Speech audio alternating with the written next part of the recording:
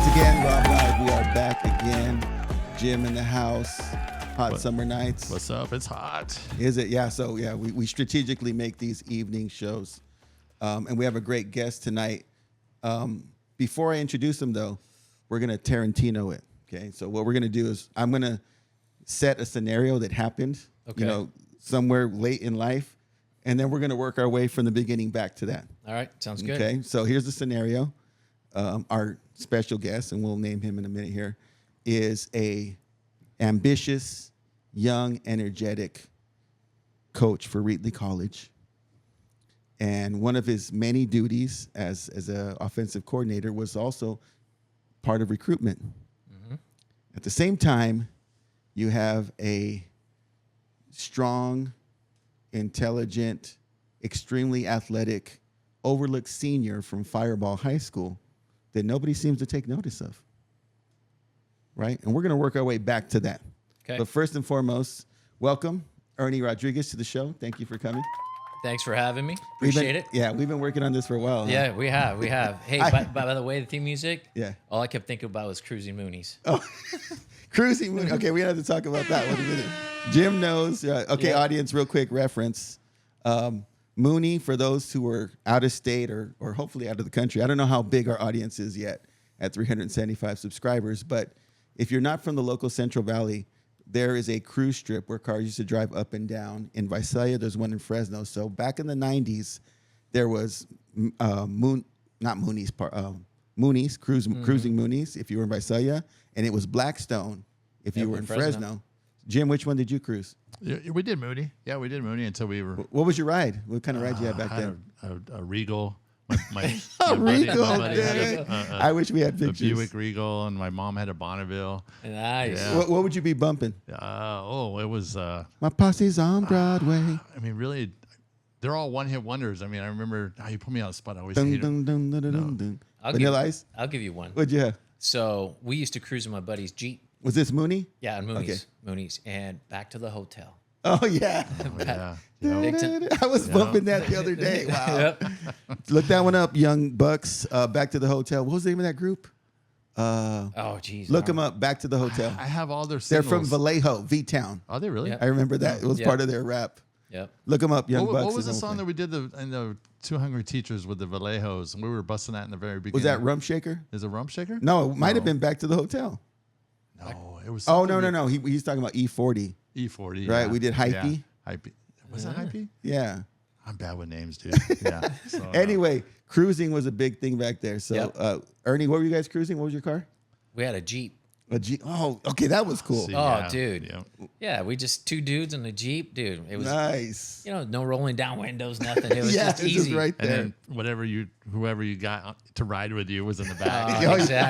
Exactly. So we used to front, right? Because we were from London. Nobody had a nice car. Yeah. So we all put our money together. We rented is it a Ford Probe? Is it the Probe? Remember the Probe? Yeah. So we rented a brand new Probe. You rented one? Yeah, because we wanted to pretend it was ours for the night. Right. Oh man, London. Good times. Going back.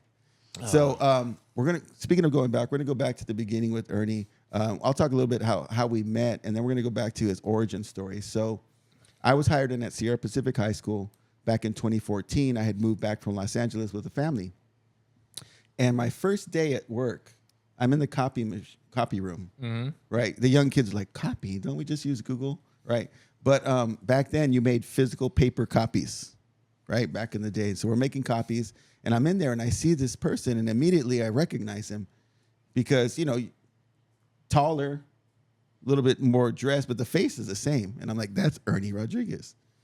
And Ernie was a quarterback at Reedley High School when I was there as a junior. I didn't know anybody, so I was kind of like in the background, very observant, people's names, et cetera. So I'm like, hey, you went to Reedley High School? You're like, yeah.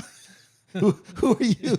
And Ernie's doing his best because he's a polite person, right? He's like, man, I wish I could remember this guy. I have no clue who this man is, and he knows so much about me. So Ernie was very, polite, and we built a friendship from there. We served in the business academy together. You moved on to administration, and we'll talk about that later. But that was the beginning of our reconnection. Yep. We didn't hang out in high school. I knew of you.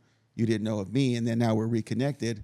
So then I start to learn more about your story because in the business academy, we had many trips and trainings and we, long drives, and you would share. And you had some of the greatest stories. And I said, if I ever put something together, we're gonna hunt down Ernie wherever he's at, Hanford High in this case. Last time I saw you, what I say, hey, we're gonna put you on the show. Oh well, trust me. Listen, I've thought about writing a book. I'm not lying. Because I've got some crazy stories. Yeah, there's some I can't even ask you about. We'll tell Jim later. Yeah. But so let's start from the beginning. Okay. Born and raised where? So believe it or not, I was actually born in Dinuba. Oh. At the I hospital. was that you were Reedley this whole time. No, I was born in Dinuba. Alta Hospital. Yeah, Alta Hospital, yeah. Yeah, we're going way back. The only place I ever knew was Los Angeles. So I actually grew up in Los Angeles. That's right. And I moved to the Central Valley when I was about 10. So that was a big transition for me. A huge city to the country. Like I was telling him, I lived out in the country. And so you go from having neighbors that you're playing after school, you're playing baseball, tag, hide and seek, you name it, to the nearest neighbors, maybe half a mile away. Oh, yeah. So you weren't even in the city. No, I mean, I was Orange Cove, or you're like in the outskirts? I was in the outskirts, so I'd have to ride my bike. And then plus, on top of that, I didn't go to the local elementary school. I went to a Catholic school in Visalia, not knowing that there was one in Reedley, which was closer. Yeah. So I thought you went to St. LaSalle this whole time. No, I went to George McCann. The only thing that helped was that my brother was going to COS, so he would just take me, drop me off, and make it pretty easy. But in the long run, how come I didn't go to St. LaSalle? I would have known a lot of people in high school, when it got to that point. But in the long run, it turned out that I ended up moving to Visalia, and having those friendships that I had at George McCann paid off later in life. So this is after high school. Yeah. So you go 5th grade to 8th grade at George McCann in Visalia, and then high school? Okay, so no. So I come from Los Angeles. I went to a Catholic school there too. It was predominantly Black and Mexicans there at the school. Oh, okay.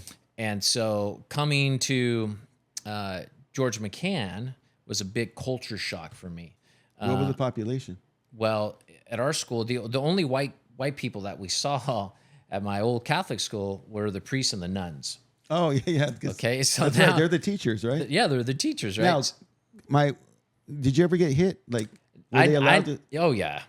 I never got hit, but with I a saw it. ruler, or what were they doing? Oh yeah, I saw it. I even saw kids get slapped in the face. Wow. Oh yeah, yeah. But things have changed, huh? Just a little bit. But yeah, I mean, it was a big culture shock. I get to George McCann, and I go from just a minority set, in terms of, you got Blacks and Mexicans, and then it's the script's flipped on me. I'm only the 3rd Mexican in the entire school. Everybody's white. Oh wow. And how were you well received? Well, I was a new kid. I'm going into 6th grade. But you were a big city kid. Like, yes. Oh, he's from LA. Yeah. I know that for us, I don't know, Jim, if you ever had any big city kids come to your school, but whenever we had somebody from like LA or Bay Area, immediately we would like, well, what's the music out there? Because the internet wasn't around yet. Yeah. And then we'd try to copy the way they dress. Were you like a cool big city kid? Well, or was it uniform? No, I can't even remember. Yes, there was uniform. There was a uniform. So anyways, but everybody was like, who's this kid? And then I think one of the things that hurt me was, but yet helped me was, so it's football season, right? Oh, that's your thing. So I'm an athlete. I mean, that's all we did every day when I was in LA. I mean, there was probably like 10 of us that lived in the block, and that's all we did. It didn't matter if it was football season, we're still playing baseball. It didn't matter. We were just playing everything, right? Yeah. So all of a sudden, we're playing flag football because it is what it is at elementary school back then. And so I don't get to play with the 5th and 6th graders. They see how good I am, and they move me up, and I'm playing with 7th and 8th graders.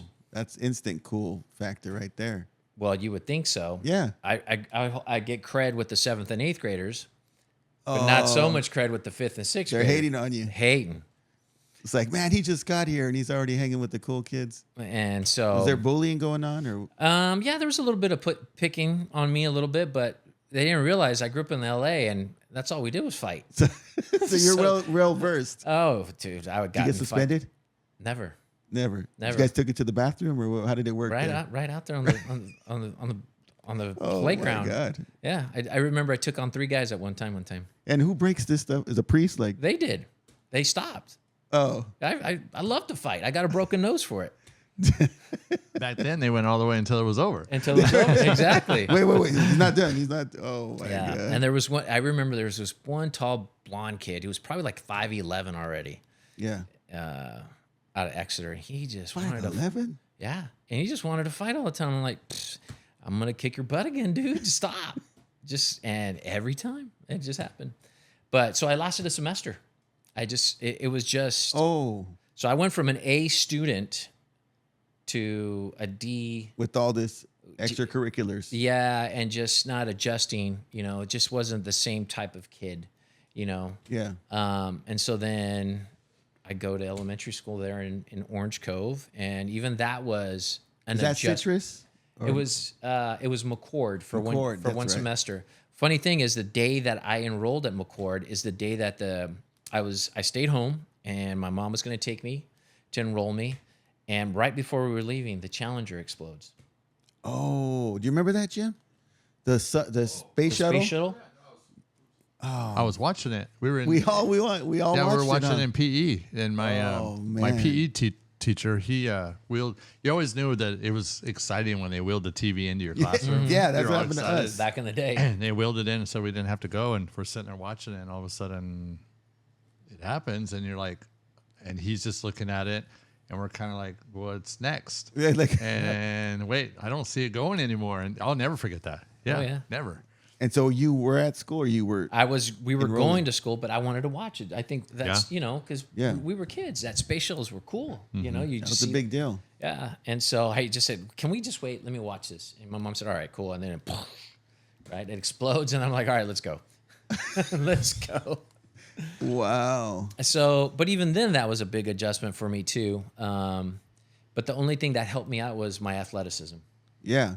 Because you know how it is. If you're athletic, immediately you're going to get some cred. Yeah. Because now you can go from... It's valued, highly valued in the kid world. Yeah, you get from the new kid to, okay, we're playing, on the sports team, softball, mush ball or baseball, whatever it is at elementary school level. Well, he can help us out now. Yeah. Immediately. So that helped a lot. And you know what's weird about that? And Jim, I don't know how long you took this into your life. Probably not as deep as I did. But this mindset that a man's physicality, right, was almost valued more than his intellectual abilities, right? And it just comes from being an athlete as a youngster, right? It's not conscious; it's a very subconscious thing. But like, if even as a young adult, I saw a guy try to throw a ball and he looked unathletic, somehow he lost points in my mind. Well, and you know what? It's funny that you say that, because I think it's naturally ingrained in us. You know, like weird. This primal thing where it's like survival of the fittest. So your athleticism shows where you are in the pecking order, your alpha-ness, I guess, if you want to say, right? How high you are. You're not athletic, you're not going to survive.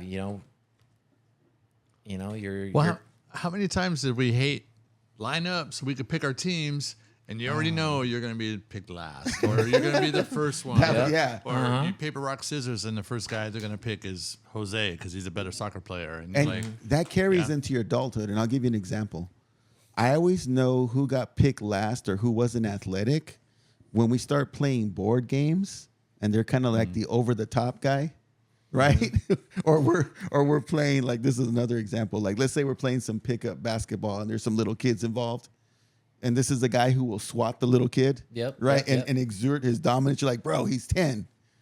Hey, if he wants to play, right? Yep. You always know that's the guy who got picked last or still has something to prove. Yeah. Because to me, and in my experience, all the seasoned athletes that I know now as older men, they really have a real laid back approach to things because they've already proven, whatever it is they wanted to prove at their time. They don't have any like unresolved stuff.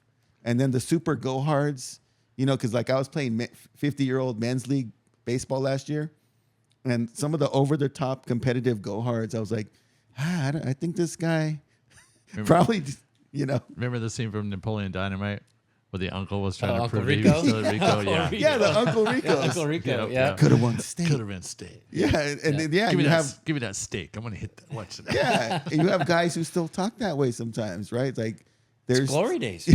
Glory days, right? If Bruce Springsteen said it best. Oh yeah. They'll pass you by, and here's the thing. I think that the healthy approach, for me at least, is to embrace a new challenge, right? To find your new quote unquote sport. It's maybe not physical, Now my new sport is how can I communicate well through this social medium? That's the new sport for me. Or if unofficially cornhole, right? Yeah, sure. But you find another outlet. I know that you're an avid golfer. Is that something you still do? I love it. I just actually came back from a 2-day tournament this weekend. There you go. Yeah, That's hence the tan. Yeah. He's always got a good tan. It's just coaching. How do you do the socks? How did you That's just 20 years of plus of coaching. The sock line, you see it's still there? Yep. So it's just it's here, Yeah. brown, white, and then brown there, and everything's white. Do you have the big garden hat? No, I never did that. Too much. Where did that come from? Like, I don't know. Who started that? Too much. You notice that, Jim? It was a big garden hat. I was like, yeah, too much. Just a baseball cap or else a visor. okay, yeah. So, but yeah, I mean, like I said, it's just I think athletics helps a lot, and Builds a lot of confidence. Don't you think? Sure. And in my situation, because that's all I did as a kid, where we were jumping fences and everything else in Los Angeles. When I come here, it works out pretty well. And that was your way in, right? That was my way hey in. guys, I don't know anybody, but I can throw a ball. Cool, you're with us. Yep. And that was my way in. And then funny thing is that the group of guys that were the athletes end up becoming my best friends. And there was probably about six of us. Yeah. Is that McCann? No, or your new school in Orange Cove. Oh, yeah. in Orange Cove. Yeah. So there were were you at Citrus, the junior high there? So it was McCord, and then you go to Citrus. Yeah. And so at Citrus, that's when we really started to develop. That's the junior high. That's a junior high. So we had, in Orange Cove, he mentioned it being at a roast, being what, 4 guys that were white guys, right? Maybe 5. 5. Okay. you can name all 5. Yep. So then in our group, there was 2 white guys, and then there was 4 of us, and we were the athletes, but we were also the 3.5 kids. We were the good kids. Oh, good. So we played everything. So I ran cross country. Oh, wow. And I was last. I was the slowest one in my group, but I did it just because we needed guys on the team, and we. Just, I love that about small schools. Yeah, and we just did everything. Yeah, right? And so I feel like a bigger school sometimes. Jim, you came from a small high school as well, right? A bigger school, you don't have as many opportunities because there's such competition for each sport. You almost have to commit to something early. I have a friend whose son goes to El Camino High School, and he was telling me that like the freshman team or JV was like 85 guys trying out. And these small schools, it's like, hey, Jim, we need a 10th dude. Can you just put on a jersey for us? You know what I mean? Oh, yeah. Sure, I'll play tennis. And that was the case with you. And at that point, that 10th kid is still finishing the sport that he was already in. So you got to kind of like, well, coach, I got to wait until the playoffs are over in basketball before I can start track, or baseball. But it was great. Don't you think it was a great experience to do all that stuff? Yeah. I won't spend too much time on this, folks, because I know a lot of you will disagree with me. I feel like year-round sports has done more harm than good for our young athletes. And I know there's exceptions to this rule. Yeah, and it's probably a controversial statement. I'll agree to that in a sense. I think because of specialization. Yeah. I think it took away from like the experience that I had. I did cross country. I would have never done. We did flag football, and then we went into soccer and basketball and baseball. I never played soccer. I hate running. I hate it. Yeah. But I did it. And you with your friends. Yep. Basketball, I never played again. But I did it just because we were hanging out with the boys. And you know what else is I think is a good lesson with all that is that, let's say that you're a football guy, right? You're football, baseball, and then you go out for soccer, and maybe you're not on the same level as you are with the other sports. There's a little humility in, hey, I'm not going to be good at everything, and I'm still going to give my best. Yeah. Where some kids, they really can't, like, let's say your sport is baseball and you play year round. And then I get you to play basketball for a little while and you're terrible at it. Immediately you withdraw. Mm-hmm. And so in life, what do we know? We're not going to be good at everything. You know, we're not necessarily naturally born fathers. We're going to make mistakes and you know, but we fight through it because we've already been around. Yep. And sports was our practice for that. Like, hey, you're not going to be good. You're going to make mistakes. Yeah. You might have to sit the bench sometimes, you know, and that's to me, that's what life is all those mistakes and still moving forward. Well, and that's what I try to tell a lot of kids that, you know, are thinking about quitting. I'm like, listen, stick it out. Number one, you made a commitment. I go, that's going to serve you later in life. But everything that you learn from sports is all applicable to life. Yeah. You know, discipline, you know, patience, perseverance, endurance. I mean, you name it, it's all there. And right now you're not actively coaching, right? No. But when you did you kind of always try to make that connection? Like, oh yeah, for sure. Like this is, guys, this is not about football. It's about life. Oh, of course. I mean, you know, and when I was in the position of leadership, when I was coaching, and I had coaches that were assistant coaches, or I was an assistant coach as well, but made my title like an offensive coordinator, right? I'm basically the head coach for the offense. I would always tell people, my coaches, I'm like, listen, you got to treat these guys as they're your sons, number one. And so how are you going to treat your son, right? Are you going to be a hard ass and still love them? Or are you going to be the guy that is going to just, you know, rail them to death like a Bobby Knight? I go, you want to be a hard ass? Great. But if you do that, you better explain to him why you did it, okay? And then show him and correct him, and give him positive motivation. Big time. Love him up. Because guess what? You're the only source of information that this kid's getting, right? He came to you, your position, whatever it is, your school. At that point when I was at Reedley, they came to our school for one reason, to get better, so they could go on to fulfill their dreams or goals, whatever. Oh, this is at the junior college. Yeah. And you know, because basically I coached more at the junior college level than I ever did at the high school level. That's true. I only coached for 5 seasons at the high school level. Okay. So you were kind of like last chance university for some guys, right? Oh, that's what it was. Hey, I made mistakes. I didn't go to a D1, and now I've got to figure this out. Who's going to guide me through this? Mm-hmm. And that's all junior college was. I mean, we would get kids from Florida State, from Florida, Miami, you name it. So I always said that junior college football was very simple.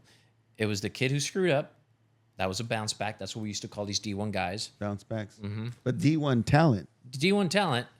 Okay, so junior college football was D1 talent that ended up here because of grades, or the guy that was overlooked and is trying to make a name for himself. Yes. That's all it was. You know, when I first learned that was actually through Nasser and Jim later in life, because they both tried to, you know, played football at Reedley College after they graduated from high school. And in my mind, I thought they were going to be competing against local talent, right? Mm-hmm. So I thought, well, if Jim can beat out the guy from Lindsay or the guy from Porterville, and he's like, nah, bro, there was none of those guys. So Jim, tell us, who were you competing against? Oh, like he said, those colleges from all over. Like so D1 athletes D1, from the South. Yeah, big guys. Okay, and Reedley College, I love you. Go Tigers. I am a fan, but I got to call you guys out for a minute here. And I don't know if Ernie has seen this, but it's false. I know where you're going with it. There was a Reedley College brochure it's false. that I got from the student, the bookstore. And it said, come to Reedley College. And inside, I kid you not, I wish I still had it. I opened it up, and there was a picture, and it was a volleyball setup at a beach. And then there was a gal, and she was in a lounge chair, you know, sipping on a drink, and guys were playing in the background. And I look closer, and it's Reedley Beach. Uh-huh. So they did take this picture at Reedley Beach, but this Reedley Beach looked like it had clear blue water, and that it was like the California dream. Do you remember those brochures? Oh, yeah. So the Florida guys would get these brochures, right? Yeah. We stopped doing that a long time ago, but it was so true, though. Wrong. No one sued? Nobody. What kind of questions were you getting when the guys got here? Coach, where's the beach? Yep. Number one, where's the beach? Man, Coach, don't look like the pictures. I'm like, no, man. Yay, marketing team. There's Good job, tires marketing. floating in that beach. Yeah. There's diapers and We everything. we used to float down the river, right? Oh, that was funny. Oh, So you did see the brochure. oh yeah. Yeah, that's a running joke. I hear people, these old guys that played there for years and years ago, probably in our time, and they always say, "Man, coach told me there was a beach there. I get there, man. Technically, there is Reedley Beach. It is Reedley Beach." He goes, "There's an overpass right there, and A cemetery. cemetery. The beach is like 15 by 15." That's funny. Okay, so let's talk about high school. Now you get through the junior high thing. It's in Orange Cove. Now you're at Reedley High School. What was your experience there? It was great. It was great. I mean, it's like any kid. I think now, both of us being at in education at the high school level, I've seen a transformation of, I guess, in the socialization of kids. When we were in high school, you had the nerds, you had the jocks. There was clear groups. Yeah. Now it's a little bit different. Yeah. And I think coming into my freshman year, once again, how do I identify? I'm going through puberty, right? How am I going to fit into this school? And once again, what do I rely on? Athletics. Yeah. Athletics. So, our freshman team, we went 8-2, and I remember we had our bank. Is that Mr. Mitchell? Yeah, Mr. Mitchell. Mr. Mitchell. Mr. Mitchell's one of my mentors. He was my guy. He was your guy. Well, real background audience. Mr. Mitchell was a famous Reedley legend. Reedley legend. Yeah, it's the best way to say. He was a biology teacher. I had him for biology, and he was also a really great baseball and football coach. Correct? He said something to me, Jim, that I still quote to this day in my brain. And here's what he said. He said, we were in biology class, and he goes, "Hey, guys, you know how your body's hurting? What do? We take a pill. The pill removes the pain, but it doesn't address the root of the problem. It just covers the pain. So the better thing to do is to not take the pill and identify the root of your problem." He says so many of our ailments today persist because we're covering them up with pills as opposed to identifying the true source of that. And to this day, I rarely and very hesitantly will take ibuprofen or whatever to cover it up. Like, I want to know the root because of Mr. Mitchell.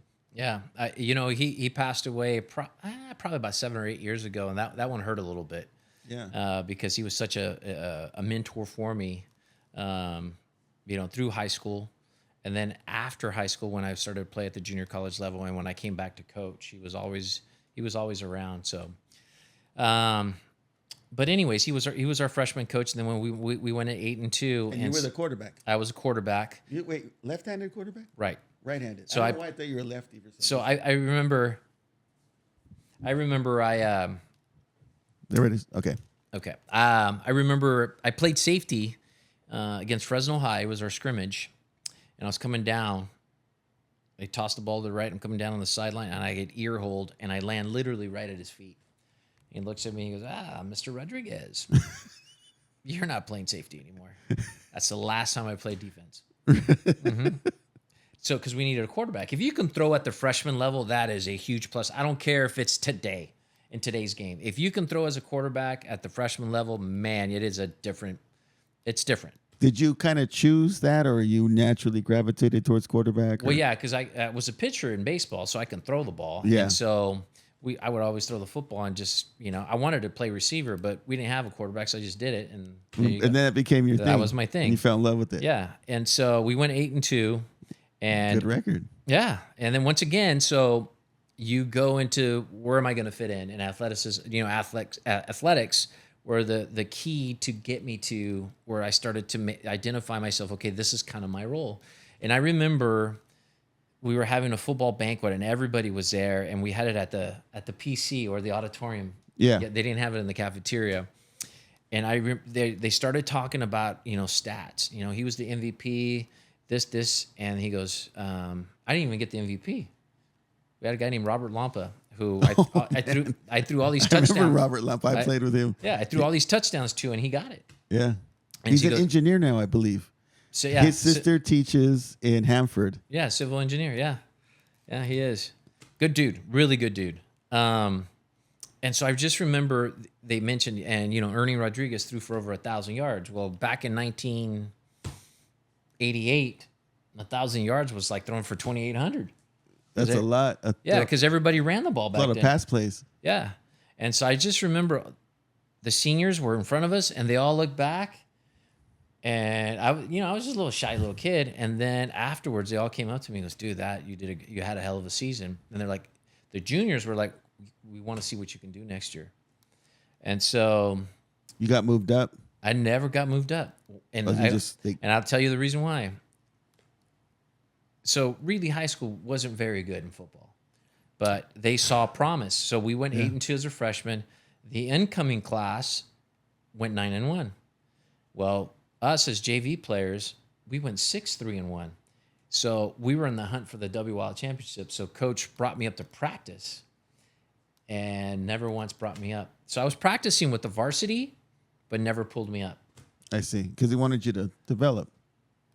I guess. I mean, it was a crazy year my sophomore year. So I go, and developmentally wise, I probably grew like maybe 1.5 inches. I was probably like 5'8", gained about 20 pounds, but I went from throwing a football 40 yards to 75 yards. Do you feel like that's part of being in the gym? And that's just gift. Or just, yes, God said, "Here you go, buddy. Here you go. Take that. Go, buddy." And run with it. Because now we're talking about junior college, talking about Jim going out there and then, you even mentioned it, beating out a guy from Lindsay or anything. Once you're at a level higher than high school, there's got to be something that makes you special. Something. To be able to stick it out, to able to play. Whether you're fast, you're tall, you've got great hands. In my case, I was slow, I was short, but I can throw the ball 75 yards. Yeah, that's a cannon. I was 14 years old. Wow. And so that got you through high school. Oh, yeah. And at what point did you go, "Hey, I think I could play the next level"? Was there a specific game or play that made you? No, nothing really. I mean, I wanted to be a baseball player, professional baseball player. So baseball was my sport. Above football. Oh, yeah. I didn't know that. Oh, yeah. That's what I wanted. I always identified you as a football coach and player. But I think it's because everybody knew I played both, but I think football took me farther, so that's where everybody. I see. Yeah, but that's what I really wanted to do. So I know you have an interesting story about how you got recruited, went to a school, and then the program. Oh, that's further down, right? Yeah, that's further down. Okay, so let's talk about you get to your senior year. Mm-hmm. How does that go? I had a pretty good senior season. Here's the thing about football that's a little bit different than most sports. You take the major sports like baseball, basketball. There is a lot of individualization or individualism in those sports. You got a pitcher who's controlling the ball, who throws it to the catcher. You got a hitter in baseball. You got a guy who's dribbling the ball who can score. Okay, in football, for you to be successful, all 11 dudes have to do bunch of moving parts. Yes, which is different than the other sports. Yeah, you see what I'm saying? You can do the same thing in hockey or in soccer, right? But football doesn't work that way. And so there was like 2 or 3 other guys on the team that we took football seriously. We were really good. Everybody else got caught up into drinking and doing drugs, and then they didn't go out for the football team. So all the foundation that the school thought we had, 9-1, 8-2, 6-3-1, just never materialized because everybody started getting distracted by other things that took them from what we as freshmen had set out to do. And you know what? I find that to be true in life as well. And Jim, I don't know how you feel about this because I know you've expressed this a little bit. When you look at your group of friends, right, from grade school to high school to college and then now, people kind of get filtered out, right, going in different directions. And some of those things are a good thing. I've had a friend who moved away to Kansas for bigger and better things out there. But I've also had friends who end up in prison or get caught up in drugs along the way. So life kind of mirrors what you're talking about with this freshman core, right? We all started out with a core group of friends, and then we get to this age and we're like, okay, how many of them are still around? And what different avenues did they filter out to, positive and negative? Yeah. I'm sure you have some friends who are in jail right now, prison, right? Oh, yeah. You have a few, right? Or drug addiction. And the crazy part is that those friends grew up with us in the same environment. It was just a matter of personality and choices made along the way that led Ernie here versus his friend in jail or his friend struggling with addiction. Yeah. Right? And that's where, like you say, sports mirrors life. We get filtered out along the way. Oh, yeah, for sure. And so when you get to college, like you said, there's got to be something special. Everyone else gets filtered out in terms of athletics. And even it's funny you say that, because even in college, you might have something special, and so does everybody else.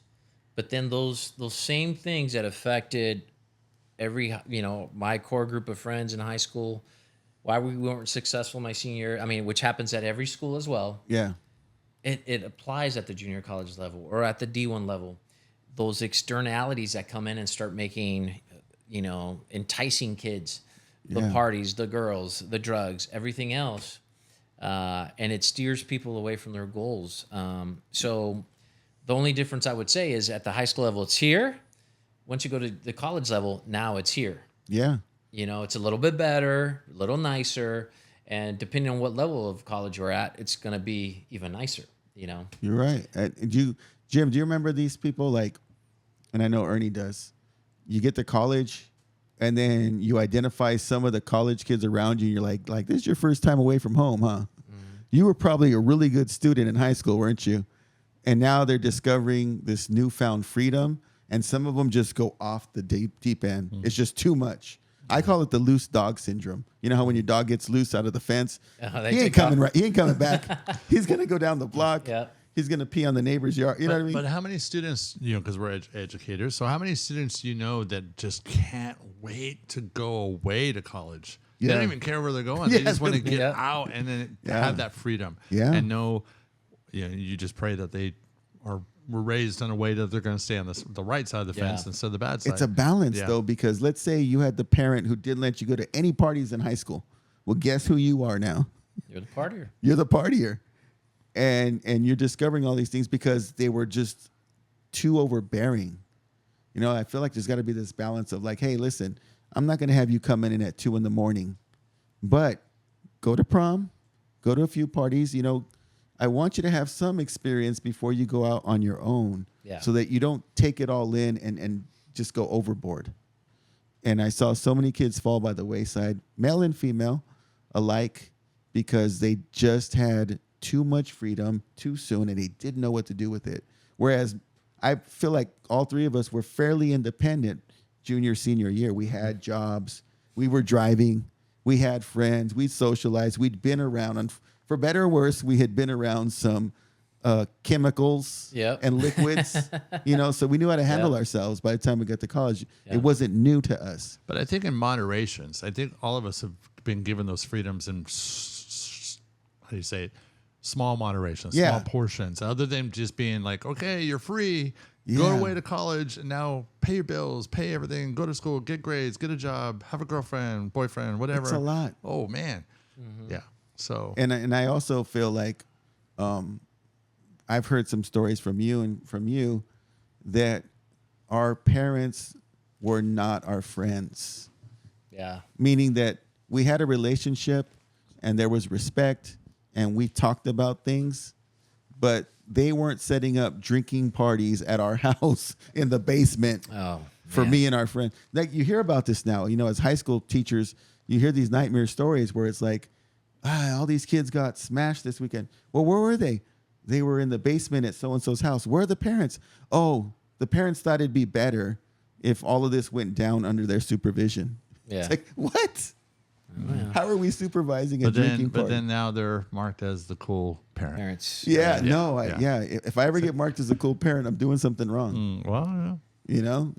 I want to be the fair parent, but I also want to be the responsible one. Mm-hmm.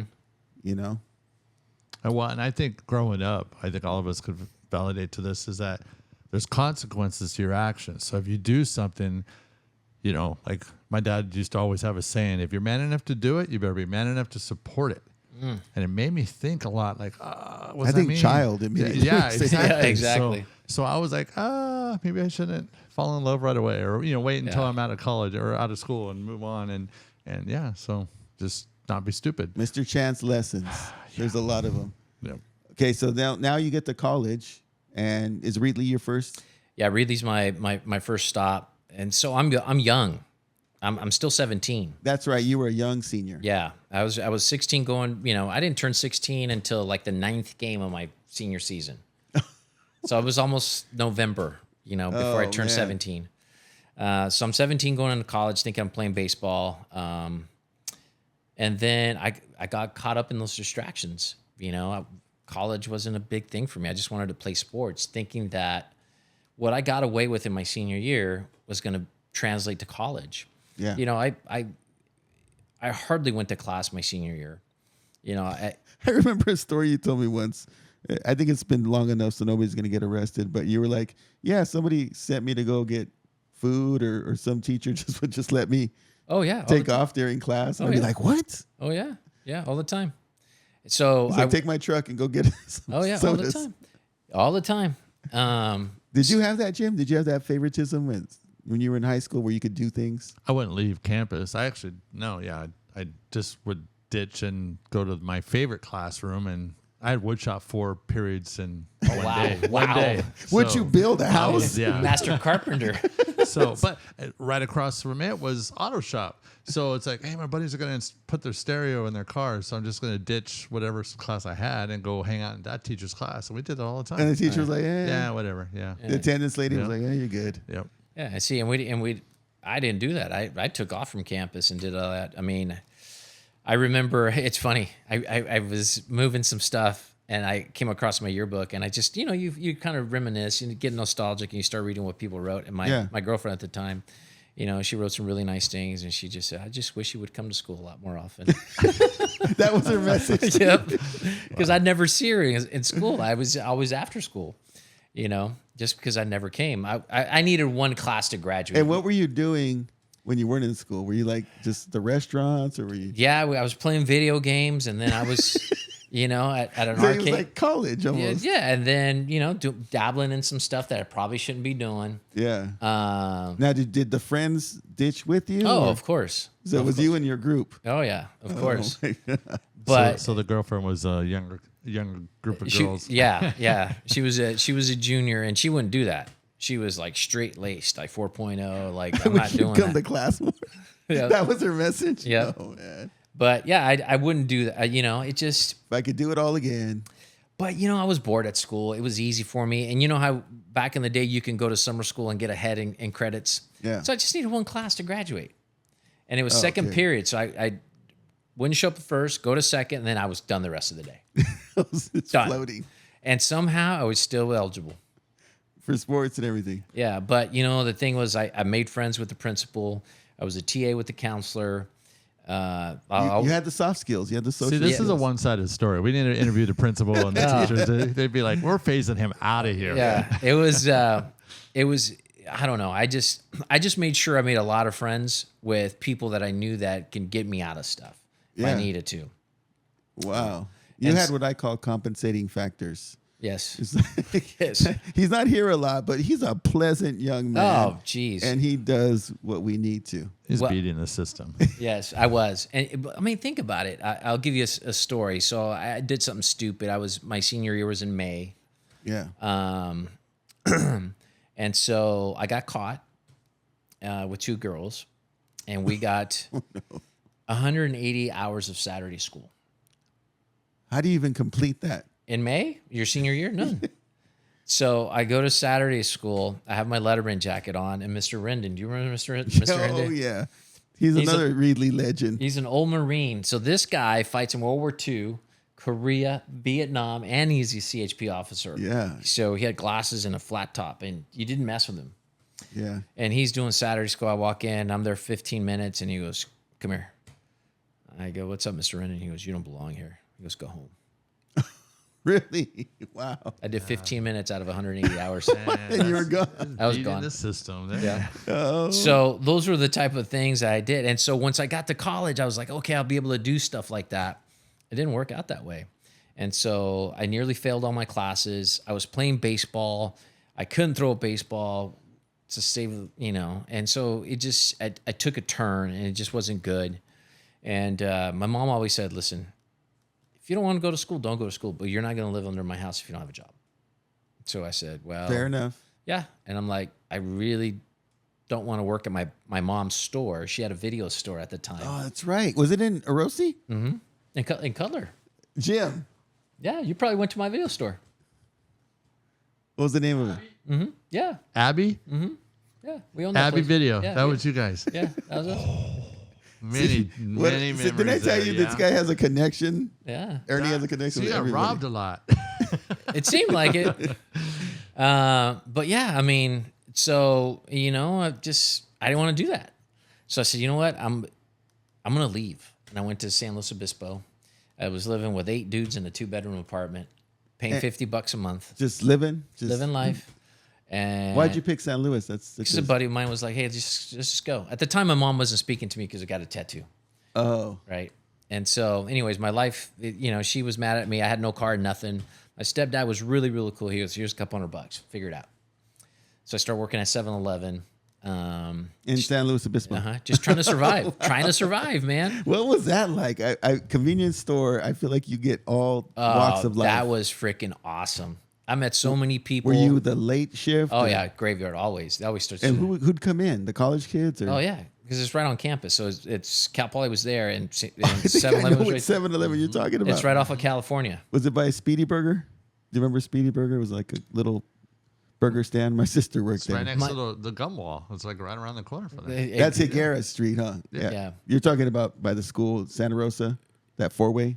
No. So when you're going to Cal Poly, yeah, there's the railroad tracks, yeah, and then there's a frontage road right there that eventually turns into Johnson, but it's California there. And that was the 7-Eleven. That was the 7-Eleven. I know which one you're talking about, though. I've been to that one plenty of times. So what's your best 7-Eleven story? Oh, I remember, you can't sell beer like past 2:00, right? Oh, okay. And so this dude comes in, come on, man, give me some beer, man. I got college kid. And he goes, I've got some nugs for you, man. Here you go. I'll trade you. I'm like, dude, I can't do that, man. Get out of here. And then I had some friends of mine do a beer run on me. Friends of mine. That's What did they say? Ernie can't catch look us. the other way. Yeah, you just took off, and then did you catch up to him later? Like, really, bro? Like, I'm working. Yeah, and so I know where you live. Well, the funny thing is, there was 2 girls that took down their license plates and stuff because they took off, and they're like, "Here you go," and I knew who they were right as they were taking off, and I just crumbled a piece of paper. I'm like, "Bro, really?" I go, "Did you save some for me at least?" It was all gone, of course. Oh my So God. I had some crazy stories like that, but. So how long did that last? The San Luis Obispo. I lasted a semester there and realized that I failed all my classes. And I said, I got to leave. I'm not doing anything. Were you at Cal Poly or you At Cuesta? I was at Cuesta. Which is a junior college there in San Luis Obispo. So then I said, okay, I'm going to move to Santa Cruz. See if that does me any better. You picked some great places. Yes. I'll say that. Weather-wise and beach. And Yeah. But that was really that was really humbling to me. I probably learned a lot about myself in that experience. So what I did was I went to live in Santa Cruz, and I was a camp counselor for a place called Camp Harmon, and they're ran by Easter Seals. And so basically what ends up happening is it's either 3-day or a week-long camp. And so then you have kids coming in on a rotation, and it's 1 week, it's all kids that have Down syndrome. Next week, all kids that are wheelchair bound. Next week, maybe they've got muscular dystrophy. Right? So specific populations. Yep. Every week. Yeah. And what do you think you learned from that experience? Well, I think the muscular dystrophy is the one that really got to me the most, because I saw little, 4, 5, 6, 7-year-old kids running around camp, normal kids, but they're going to die by the time they're 20. Wow. And parents were really like, thank you so much. We really needed this little break, because it's a 24/7 job when you have somebody who's got cerebral palsy, or they've got something else going on in a wheelchair, and you got to bathe them, you got to feed them, you got to do everything else. And so parents were really appreciative of that. The campers themselves loved going there. You can see their smiles. And so that really changed my perspective on who I was And so from there, I said, okay, this is what I would like to do as for a profession later on in life. So I ended up going back to Cuesta, but nothing really changed. I started kind of doing the same thing. And I remember being in a children's literature class, and I got a C in it. I'm like, dude, you got a C in children's literature class? Go home. Go home. That was it. That was it. So I went back home to, and I said, okay, I got to do something to change my life. I'm going back to Reedley College. How old are you at this point? So I'm 19. Okay. Okay. That's a lot living.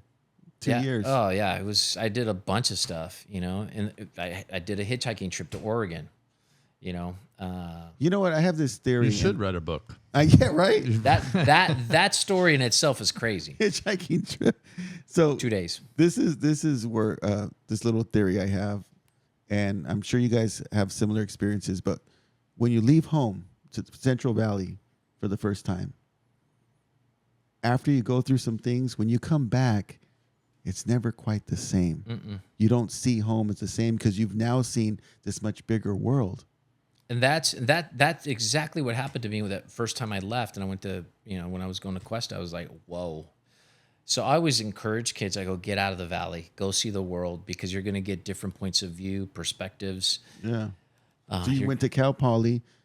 So you're at San Luis Obispo, you're in Santa Cruz. I know you went to Chico. Yeah. So I come back. You're all over. Yeah, I was all over. By the time I lived in Lake Tahoe. That's right. You were a card dealer. Yeah. Blackjack. Who's paying for your tuition to get into these schools? Well, I'll tell you. I'll tell you right now. So, anyways, I come back to Reedley, and then I said, you know what? Why was I successful at anything during my time? And what arena? And that was athletics. So I said, listen, I'm going to go after the football team and see what happens. I'm not sure about my arm, but so I picked up a football, and it felt pretty good, and I actually felt great. And once again, that camp experience, realizing I got to see in children's literature, and I wasn't accomplishing the goals that I had set forth, I said, okay, this is going to be the way. This is my ticket to get me to where I want to go. Yeah. So football gave me the discipline that I needed, right? Academically, not football-wise, right? I was out of shape. I hadn't played in 2 years. And that was tough in itself because there was 4 quarterbacks, and I find myself being third. I've always been a starter in everything I did. So what do? Do you quit? I'm not going to quit. I made a promise to some folks that I was going to play football. And so then academically, I started doing a little bit better. And what was your mom's reaction to you getting back on track? Because I know she was concerned, right, when you were floating around. She, you know what? Later on in life, we had a good conversation, and she goes, I never really worried about you. She knew. Yeah. She goes, I know you were independent as crazy, and you did what you needed to do. He goes, but on the other hand, your brother, I had to worry about him. That was different. Yeah. But anyways, so, that playing football was probably the best thing. I know that you knew Coach White. Me and him butted heads. We did not like each other, but we had no choice but to get along because he needed me and I needed him. And so that's a good relationship to have. Mm-hmm. That one where you don't get along, but you identify the importance and value in that person despite all that. Mm-hmm. And so we were winning, but not the way we wanted to. And it started to become a deficiency about game 5. And then he goes, all right, Ernie, go for it. And so we were playing Modesto Junior College. It was the #1 team in the nation at the time. In the nation? In the nation. Wow. We were down 42-7. 42-7 at halftime. And I'd been getting spot play here and there. And he goes, Ernie, we need to throw the ball, man. You're the best passer I got. You ready? I'm like, yeah, coach, I've been ready. And were you nervous at all? No, I was super excited. I go, #1 team in the nation. The opposing quarterback was going to Ohio State, and so it was 42-7. They threw in the third stringers to start the third quarter, so beginning of the fourth quarter, the starters are back in. It's 42-35. Wow. And that's a big comeback. Oh, we started hammering them. And so they ended up beating us 49-42. Wow. And so, but from that moment on, I gained the confidence that I needed based on probably his reluctance, but his willingness to accept what I had to offer.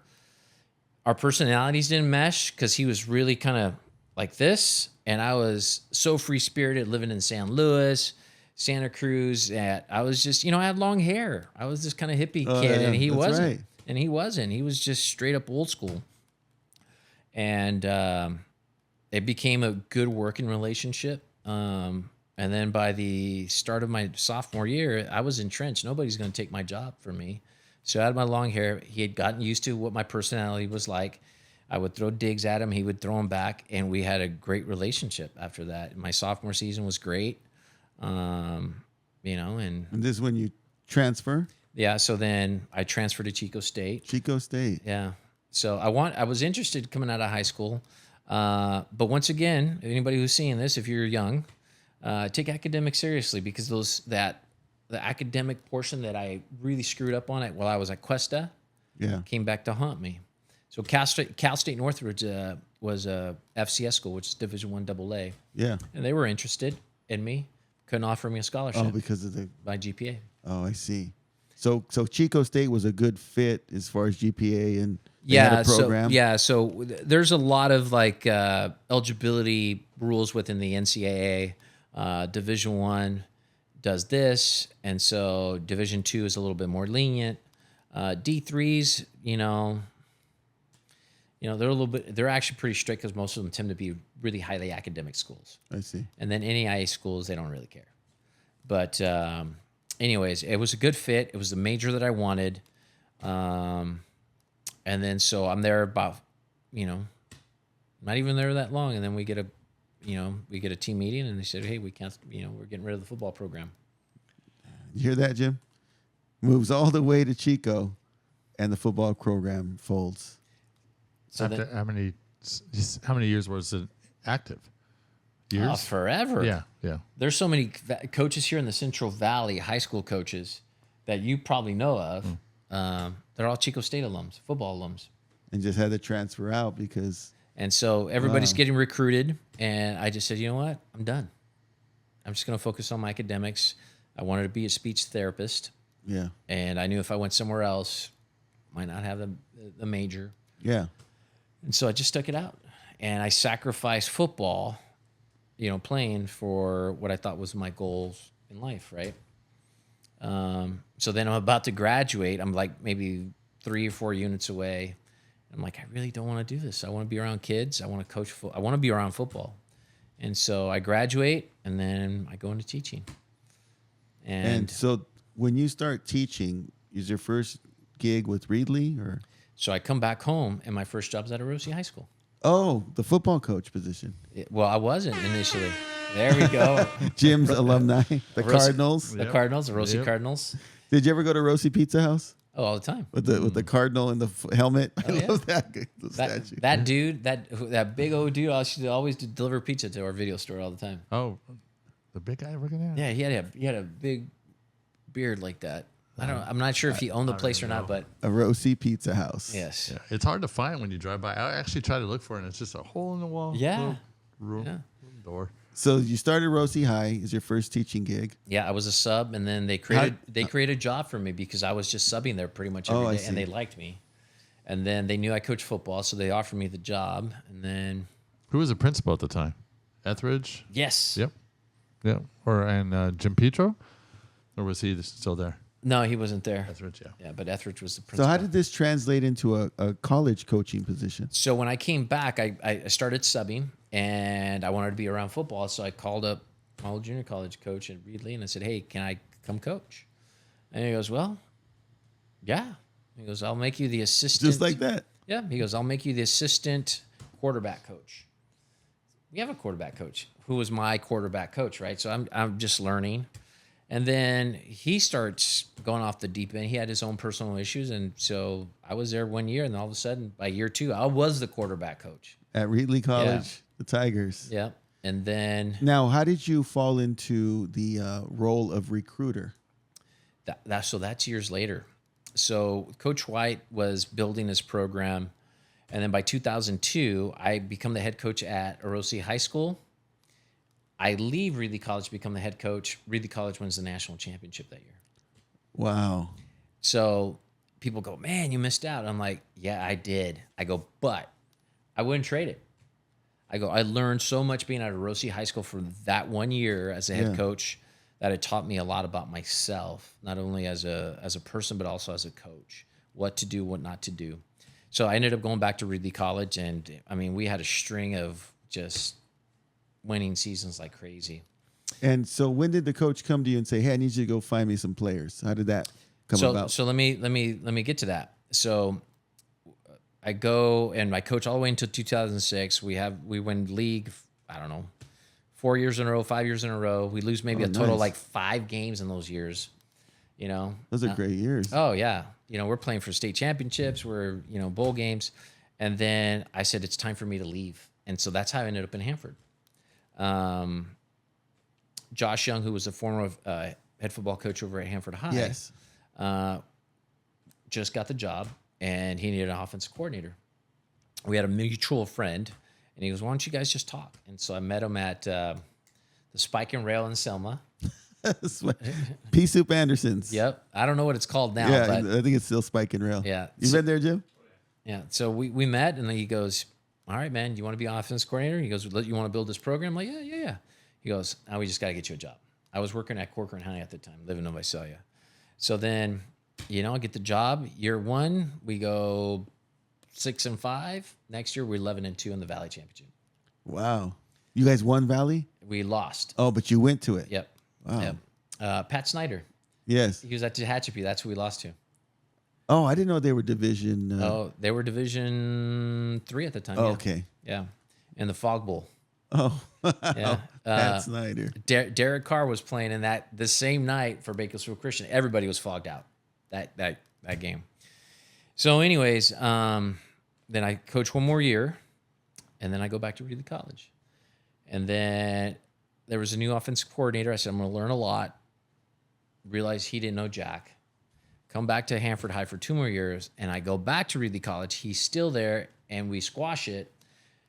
And we go 1-9, and once again, he didn't learn anything. He wasn't one of those guys that was willing to see different points of view as his highway it's his highway or the highway. Thank you. Yeah. And so he got fired, and he goes, "You're the offensive coordinator." I said, "All right, perfect." I go, "You're going to give me free reins, coach?" He goes, "You got it." So at that point, I became the main recruiter, and that's when I started getting guys from all over the country. So what was your method to recruiting? Like, how did you find your guys? So you mentioned soft skills. That's all it was. So literally, I would look at every school in Florida, in Texas, in Alabama, in Georgia, and literally compiled the list. There wasn't, a database for me. So I would look at, like in Florida, is you could go to all the way to, we have D1 here. There's this is D8 or Class A 8. Okay. And all the way down. And so then I looked at every school, and I just started cold calling or just emailing Would you call the coaches? Uh-huh. And then from there, if they were still there, then I created a database so I could have it for the next year. And so I go, hey, give me your prospect list. And then it was my turn to do everything else. Now, did you do any recruiting in the Valley? Yes. So Central Valley? You always have to hit up Dinuba, Reedley, the local schools, because you want that local presence. The kids from out of state, maybe every once in a while you're going to get their parents to come and watch. Yeah. But you still need that local fan base because, Reedley College is a small community college. We need local community support to work. I used to go to all the games when I was a kid. So that's I love the Tigers. Yeah. So, we have to have their support. And so you bring in players. And so, for example, we said, Rob, okay, you've got Parlier, Riverdale, you got those schools. And then I would get like all the Clovis schools and somebody else. Now, would you go to the games or just talk to the coaches? We would talk to the coaches and then we'd go to the games. And then back then, the Fresno Bee, the local newspaper, would have the stats. They don't do that no more. Well, everything's digitized now, but back then, they'd have everything. Yeah. And I'd always look, okay, this guy's got 2,000 yards rushing. Okay, great. This guy's got 2,500 yards passing. 800 yards receiving. So let's take a look. We'd highlight them out. So do you go coach, player, parent, or you go coach, parent, player when it comes to coach, player, parent once I get the kid.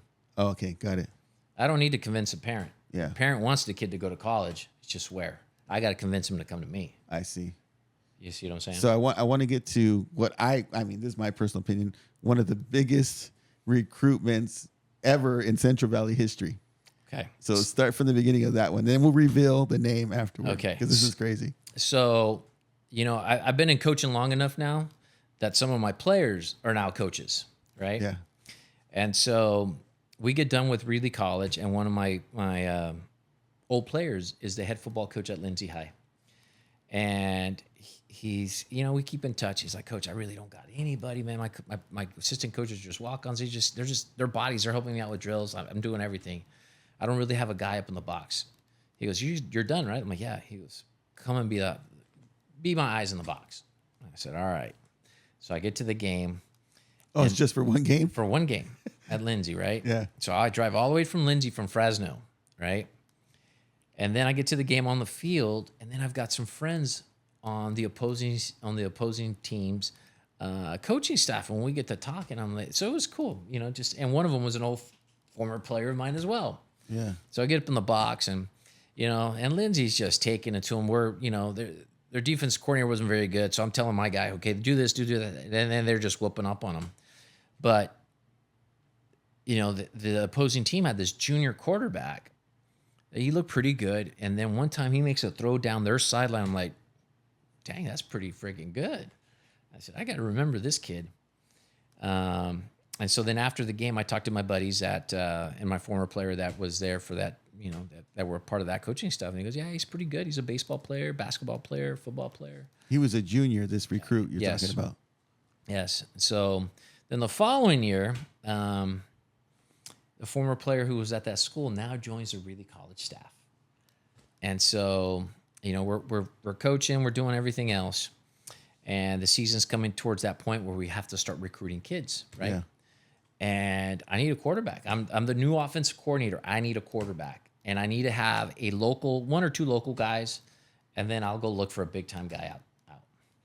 And then I said, well, I remember this kid. He's thrown up for like 3,200 yards already. So there's this kid out of Firebaugh. He goes, Coach, you're going to go Firebaugh? I'm like, yeah. He goes, I know him. I go, how do you know him? He goes, I'm dating his cousin. He goes, let's go. So this coach is dating this recruit's cousin. Yes. He goes, let's go. I'll introduce you. I said, all right, let's go. So I show up, and he has a really good game. And I look at him, and he's grown. He's probably like 6'4" at this point. He's thin, but I'm like, dude, this guy's got a rocket. I don't care if he's slow as can be. Just, we'll get the ball out, and we'll throw it. And so I introduced myself. It was quick. Hey, how you doing? Nice to meet you. I'm so-and-so. And then he goes, okay, nice to meet you, Coach. And it was like that, done. Then I come back the next week and then do the same thing. I drive all the way to Corcoran. So from Fresno to Corcoran, maybe an hour and a half, almost 2 hours, depending on the traffic. Coach, great to see you, blah, blah, blah. And then I finally make it to another home game, which is their rivals. So you went to 4 of his games. Mm-hmm. And then you really must have seen something. Oh yeah. You can see it. I wanted somebody who could throw the ball, and he can throw the ball. But he was also, he wasn't just a thrower. He was a passer. He knew how to throw, just great touch. I mean, he can chuck it when he needed to. And then at that point, I mean, he already knew who I was. I'm pestering him. I'm going to away games, so he knew I was really interested in him. And then I said, hey, I really want you to come to Reedley. I want you to be my guy. Did he have any other schools pursuing him? Let me get to that. It was kind of funny. There's some local junior colleges. But no D1s or anything? No, nothing. Wow. And so, anyways, I said, I want you to come. And so then the other coach who was dating his cousin, he goes, dude, you've got to meet his family. I said, yeah, I'll meet his family. Side note, his brother was a better looking kid. I said, who the hell is that kid? He looked like the total package. I mean, and he was great athlete, but he took a different route. Okay. Anyways, and so I took a day off from work at Sierra Pacific to go to Firebaugh. So I was there from like 12. I interviewed all his teachers. Football coach walked me around. I saw him at school, said, what's up? And then I went to his mom's restaurant. They owned a restaurant there in town. In Firebaugh. And I didn't get home until almost 8:30 that night. I talked to mom, dad. Then I went over to the cousin's parents' house, and turned out that the dad had actually been to Reedley College. He was a kicker there years and years ago. So they were kind of pulling for us a little bit. There was just a little Reedley Tiger there. And, I convinced mom, dad, it was a good fit. And, nobody else was really recruiting them to the point where they really showed interest in them. 2 other junior colleges, local ones. Not going to say who they are, Fresno City COS. The rival schools. One said that he needed another year of development. The other one said he was too skinny. Wow. And I said, you're perfect for me. Come on. So they come and we have a locals kind of introduction of the staff, the weight room, the school. Parents come. His parents didn't come, which scared the crap out of me. But his aunt and uncle did. And they came. And there was another local quarterback out of Kingsburg that I was like, all right, he could be pretty good too. Big, tall kid who can throw it. And I said, either one would be great. I go, but I kind of like this one a little bit more. But anyways, he says, Coach, I'm coming. You're coming? I said, all right, great. I said, then if you really want to be the guy, I need you to come to Fresno State. Meet me, and we'll start working on the offense. So I used to train quarterbacks privately, right? And so there was the practice area, which would be on the west side of the stadium. It's just a big field there. And so came over and we started learning the offense, May-ish of his senior year. Would he come by himself or were the parents with him? No, he would come by himself, and he would bring one of the assistant coaches, and he brought like 1 or 2 receivers with him. And I would teach him the offense. And we started from there. And I said, all right, you've got some skills, man. And when he showed up in fall camp, I said, okay, now we can really work. What did the head coach think of him when you brought him for fall camp? I'll give you a quick story. So you know this. So right around May and then June, graduates, maybe June, I can't exactly remember, maybe late June. They have all these city-county games, you know, all these all-star games. So he's playing in the city-county. You played in that one, right? You're talking about high school, right? Yes. East and West. Yeah, East and West for Tulare. Shrine game, East-West Shrine game. Yep. Yeah, for Tulare County, right? Yeah. Kings County. And then the city-county game, Fresno County. And then there was another one that was like Merced, a little bit of Merced, Bandera. So anyways, he's the starting quarterback for the county. He throws 6 passes, 2 picks. Oh. 12 yards. And then, we had a bunch of coaches go. I didn't go to the game, and they're like, dude, your dude is terrible. What are you doing? I'm like, just let me work with him. He's getting, his coaches, just, they're limited. Let me just work with him. Yeah. Man, I went back to the coaching room, the following week. Man, I got nothing but flack for it. I'm like, you just wait. Just wait. Just let me work with him. Wow, this is so satisfying because I know the end to this. Yeah, just let me work with him. And so, anyways, I said, you guys are all going to eat crow when it's all said and done. Just watch. And so, anyways, fall camp starts. He's looking pretty good. We had 5 quarterbacks going out. And, one guy kind of shines a little bit more than him. I kind of had him like at number 3, kind of 4, not even 2. But then game 2 happens, and my gut says, put him in. Whoever you think your number 2 is, or your number 3, or whatever it is, just put him in. And I threw him in. And all of a sudden, we start marching the ball. But his eyes were like that big. So did he expect to? No, I don't think he did. Did he ever have a conversation with you like, hey, coach? Yes, all the time. Number 3, I thought. All the time he goes, Coach, I'm ready. And I goes, be patient. Just be patient with me. Yeah. I go, you're getting there. Come on, Coach, I'm ready. Just be patient. So, game 2 comes in, and he comes in for maybe 3 or 4 series where our guy is hurt, and then he comes back in the second half. Now, one of the things in our type of offense, we were always reading the defensive end. We're a spread team, but we ran the zone read quite a bit. And it was always there, but our quarterback would never do it. I said, his name was Sean. I said, Sean, if you don't start pulling the ball, I'm going to take you out. I go, you're killing me right now. So we're playing a team out of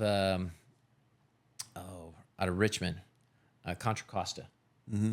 And so, it's a close game, but they're still kind of beating us. They have great athletes, and the zone reads there. And I told you, Sean, get out.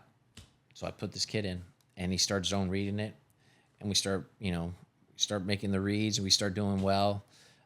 He starts showing what he can do, and we ended up losing by, I think, 3 points. But I said, all right, next game, you guys are going, series for series. So the starter starts. We don't score. He comes in, we score. And then I've never seen this in athletics anywhere.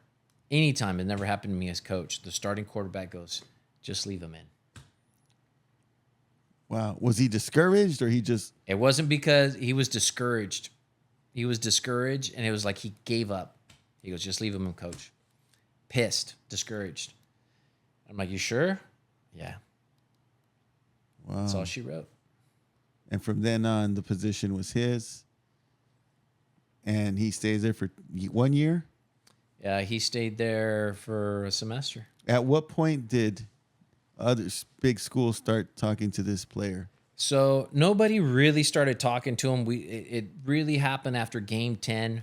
We started getting some colleges. They go up and down the state recruiting players, and sometimes coaches have friends with other coaches, and if they know they don't need a quarterback or they don't need a receiver, whatever it is, they said, well, I don't need one, but hey, go to this school, they have one there.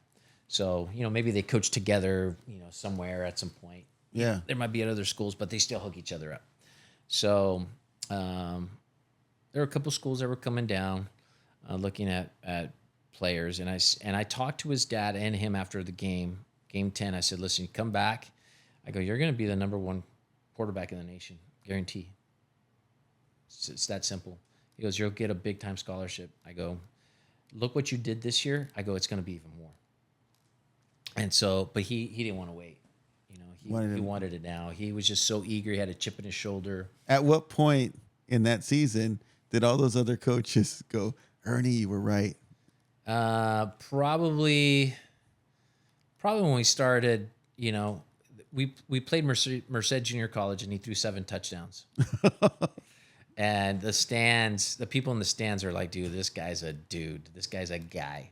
And they were telling us that. I'm like, yeah, we know. And so, then, Eastern Michigan calls, and then Memphis calls, and then Wyoming calls, okay. Then Indiana calls, and that was the school. Indiana. It was done. And they were like, you're the guy.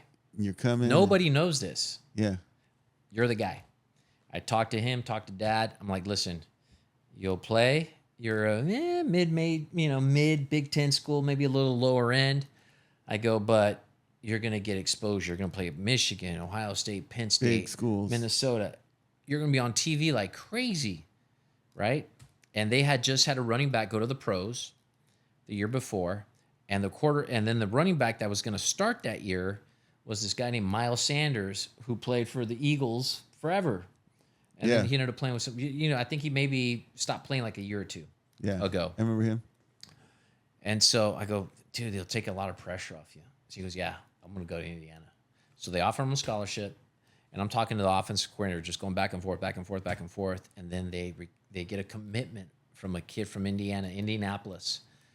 And the head coach goes, he's only a freshman, and we want the local guy. I go, well, he's only a sophomore. I go, he's going to be a sophomore, and he's got, a season of experience underneath him. Yeah, but we want to keep him. I said, all right, you're going to lose out, coach. I'm just telling you. And I was heading into the gym, and I was in my car, and I was so pissed off because I wanted him to go there so bad. I'm a big Michigan guy, so I would love to see him play Michigan. Yeah. Right? And I'd make my first trip out to Ann Arbor, and I get to see him play. It'd be awesome. So I'm pissed. So that kid that they recruited ends up getting a scholarship offer from Penn State, and he leaves Indiana. So Indiana get nobody. Oh, they lost. Yeah. And then, of course, Eastern Michigan gets pissed off because Wyoming offers. Memphis lukewarm. And so Wyoming's the only one that was left. And that's where he went. Mm-hmm. And the rest, as they say, is history. Mm-hmm. Now, for the audience, can you go ahead and share who this player was? This young man was Josh Allen from Firebaugh. Josh Allen. Yep. Now of the Buffalo Bills. Yep. Which I think they're, eventually they're going to get to the bowl. I think at some point with the right team.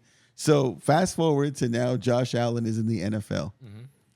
And talk about that encounter when you're at Pittsburgh playing Buffalo. So was that the first time you saw him again? Or No. So I saw him play when he was in college at Wyoming.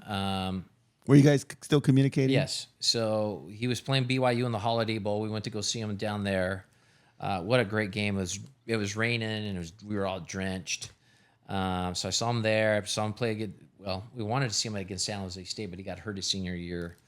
Ran into his parents, and they were just really appreciative for everything that was, They remembered all that you did. Yeah, good people, really good people. Did you ever have a moment with Josh where he was like, "Hey, coach, thanks for..." Not until you made it to the NFL. And what did he say to you? It was actually after that Pittsburgh game. I think it just kind of hit him. But his rookie year, I went to Indianapolis to go see him, and he had just gotten hurt the week before.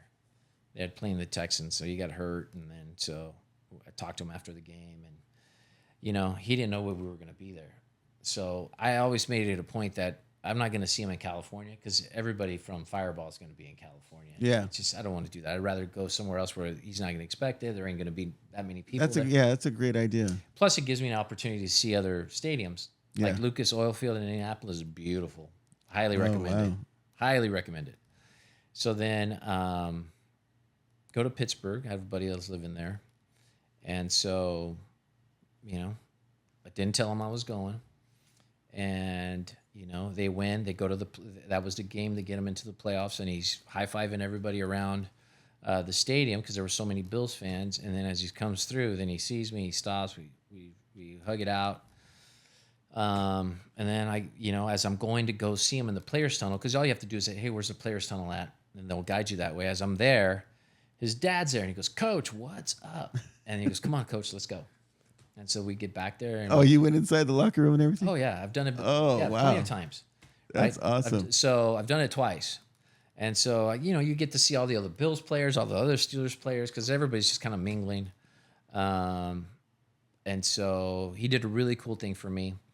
My daughter at the time, I made a little video. She was probably like maybe 5, 6 years old. And says, "Great, good luck, Josh, blah, blah, blah, blah, blah."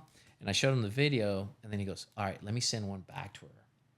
So he records this video, and I send it to my ex-wife at the time, well, my wife at the time. Yeah. And so she shows it to my daughter. My daughter was a big Tom Brady fan. Well, Tom Brady got kicked off the curb immediately. Josh Allen to the day sends videos. Yeah. So, anyways, he did a real cool thing. And anyways, so after that game, then he just texted me, and he was just really emotional. He goes, "I appreciate everything you did for me. I look back where I was, and look where I'm at now. Nobody gave me a chance, and you did." You did. Man, can we get a round of applause from that one? Yeah. Man, that is amazing, Ernie. I know that you've probably done this for a lot of players and a lot of students, but something that's so public and that the rest of the world gets to enjoy as well, it's got to be satisfying for you. Just kind of hang back and just be like, "Yeah." Yeah, it's pretty cool. I mean, I know that guy's story. Yeah, it's pretty cool.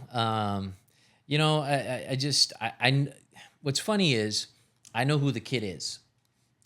He's a funny kid. He's humble as can be.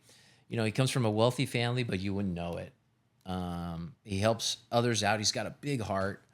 And, after that whole Pittsburgh thing, TikTok, somebody made a TikTok video of it, and it went viral. Yeah, that's what I saw. And so we got to find that one, Jim. It got super viral. And then, on his own Instagram, he tagged me in it. And so it was really interesting to see the comments that they were making towards him, and then they were making them towards me. And, I had nothing to do with that. His talent, his intelligence, his physicality is what took him there. He just did what I asked him to do. Well, I will say this, Ernie, as a person who's been coached, whether that's in life or sports, there is nothing more valuable than somebody identifying a talent in you. Mm-hmm. It's very empowering, because this whole self-confidence thing, it's a tough thing to manage. Mm-hmm. And there's this ups and downs, and we all doubt ourselves at times. And when you get somebody who's just like, hey, dude, you're not there, but you're going to be there, and I am convinced of that, there's something very empowering about that. And I feel like when those guys have come into my life and said, hey, you can do this, it's really pushed me to the next level that I know I wouldn't be able to do on my own. Yeah. I'm going to give you an example right now. I talked to Jim, and I was like, hey, Jim, I want to do this podcast thing, and I want to interview people and want to inspire and provide hope. And he's like, yeah. And Jim's a man of few words when it comes to like the rah-rah cheer thing. Yeah. But he's a man of action. Uh-huh. So he doesn't say anything, right? He's just like, oh, that's cool, dude. And then he calls me. He's like, hey, dude, I noticed your video here, this and that. He starts giving me some tips. Pretty soon, he makes this subtle comment like, oh, yeah, I'm thinking about putting some together at my warehouse. Yeah. And then he builds a freaking studio, right? And I'm like, oh. And I'm thinking to myself, this is cool. Like, this ain't it, Ernie. This is not it. It's upstairs. Okay. Yeah. We'll show you after this arcade is Studio and everything. B. This is Studio B because it has AC. Okay, gotcha. So he doesn't say that I believe in you, but he's like, dude, I got this studio, and I thought he was going to use it for his kids because he's a video production teacher. And I'm like, oh, dude, this would be awesome. Are you guys going to do like your like I said, you're gonna do, because they has a TV show at school that he does. They're gonna get the kids. He goes, no, fool, this is we're gonna do your podcast here. And I was like, what? Well, it was because this is my father-in-law's shop. Yeah. So long story short, he passed away, unfortunately, and upstairs just had a bunch of crap. So the thought is Robert was doing it in his room, and it bugged the hell out of him too, because he's like, dude, the angles are all wrong. Your lighting is bad. Well, let me fix it. He was trying to do everything right, and he just needed help. But again, he didn't say. No, I was just like, my wife always tells me like, quit playing house. You like move furniture and try to do things and all that stuff. She goes, you keep moving things, and so I set it all up, and I took a picture. Or I found a picture on Pinterest of a corner. And I had a surfboard, I had some other stuff, and I go, you know what, I'm going to see if I can make something like that. So, but then it went from the corner to half, and then I asked my wife, I go, do you care if I move all the other stuff? And then it just got bigger and bigger. You're going to see when we go up there. Yeah, it's a whole layout with an arcade. There's old school arcade games and a pool table. Oh, sounds like a man cave. It is definitely a man cave. And I'm not saying that the whole thing was for me. I know it was, obviously something he wanted to do, but what's more encouraging than to say, I've built this studio and let's do the channel there. Well, and I'm going to change the angle of this in a positive way, as you saw something in Josh. You saw something. I see something in this podcast. I see something that if he's willing to come over here, bring the guests and do that stuff, this is my forte. This is the stuff I love doing. And if the viewers like it and the people that we're addressing out in the open, and we can tell that we're touching lives out there. People comment, they'll reference in emails and stuff, and all I gotta do is build a studio. Yeah. It's like, and if it takes, but it's something that's like, I see something in this show, or I wouldn't do it. I wouldn't put in all the time to set this up. Yeah, and so I have faith that with the guests, the people, the experience, and just meeting somebody, it's gonna take off. Yeah, and I think you touched on something there that all you needed is to make an impact on one person. Yeah, whatever it might be, and that's all you need. I think that's probably one of the most satisfying things ever. I had a good experience this weekend. So one of my old former players that I coach at the high school level, Hanford High, he's a grown man. He's married now, and he was playing. He goes, "Hey, coach, how you doing?" Blah blah blah. And I never got to play with him this weekend, in a 2-day tournament. But a buddy of mine got to play with him, and this is the golf tournament, right? Yeah, the golf tournament. And so he comes back to me yesterday. He goes, I got to play with your old player, man. He loves you, man. He said, you're one of the best coaches ever. And he goes, so it's easier to tell someone else. Yeah. So he never told me, Yeah. but the fact that, he's a grown man with kids and he was able to tell somebody else, I don't know what he told him, but the fact that he said that, it made me feel good because I know all the time that I put into that football team and to him, that I took away from my family, myself, those sacrifices I did. Yeah. It paid off because whatever I did, he remembered and he appreciated it. Yeah. Yeah. Now I want to skip ahead a little bit, and this is still in alignment with what we're talking about affecting other people. Oh, okay. Right now? Should we do it now? No, go ahead. So I run into you. You become an administrator, and you're on a different campus now. I'm at Sierra Pacific. You're at Hanford High. We don't see each other as much. But I want to say about a year ago, maybe 2 years ago, we have our all-district meeting. Mm-hmm. And when I ran into you at that all-district meeting, it's always good to see you, but it was a different energy. You were a lot more at peace, I felt, with yourself and your journey. Mm-hmm. I want to talk a little bit more about this journey. Okay. If you're okay with that. Sure. We're going to take a quick break right now. And with RobLive, we'll be right back with y'all. Don't go anywhere. I love this theme music. It's good.